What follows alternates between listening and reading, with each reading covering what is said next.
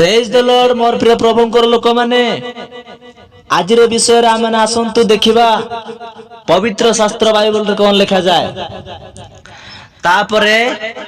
कथा आसतु जिखरिय 14 तार 1 पदर लिखा जाए देख सदा प्रभुंकर एक दिन आसुअछि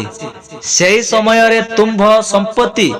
तुम्भ मध्य रे विभक्त करा जिवो।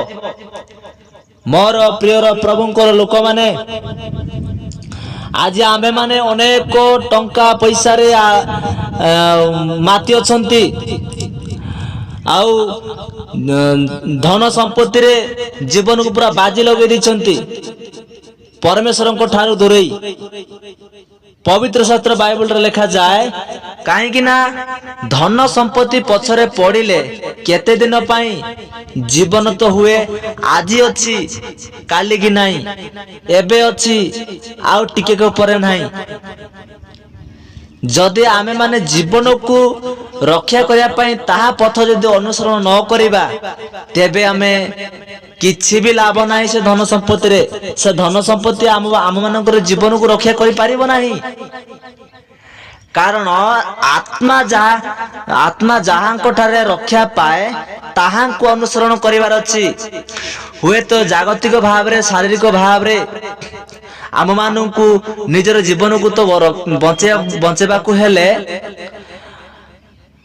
ए जगतर किछि पैसा दरकार आउ चलिबा पई खाइबा पई ए सब तो निहाती दरकार किंतु हिसाब रे लिमिट अनुसार किंतु ता अधिक नुहे शैतान मध्य यीशु ख्रीष्ट को परीक्षा करुथला से कहले जे मु ए सब मो पाखरे अछि तुमे यदि मते प्रणाम करे मु तुमको देबी ए सब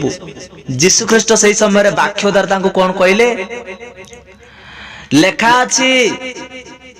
तुमे प्रभु अपना ईश्वर को परीक्षा करिवो नाही आउ सही समय रे शैतान ता पाखरु दूरे छाड़ी चली गला शैतान रो कार्य मध्ये अनेक अछि आम मान को कौन करी थाए संपत्ति रे टंका रे आउ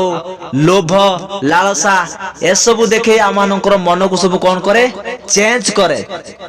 कारण सही सब देखैले आम मान ईश्वर को ठार कोन बा पृथक होई जिबा। मोर प्रिय प्रभुंकर लोक माने ए वीडियो आपण माने कोन शिखिले निहाती भाव रे वीडियो को शेयर करंतु लाइक करंतु।